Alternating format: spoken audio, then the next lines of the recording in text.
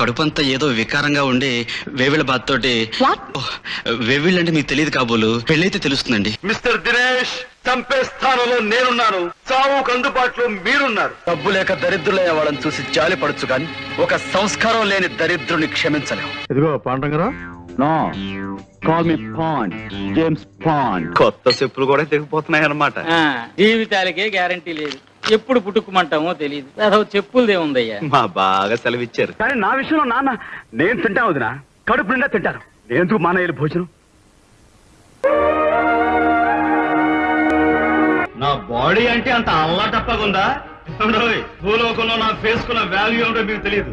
వామహస్తం లేదు, దోమహస్తం లేదు. చంపేస్తున్నావు ఆ భాషతో.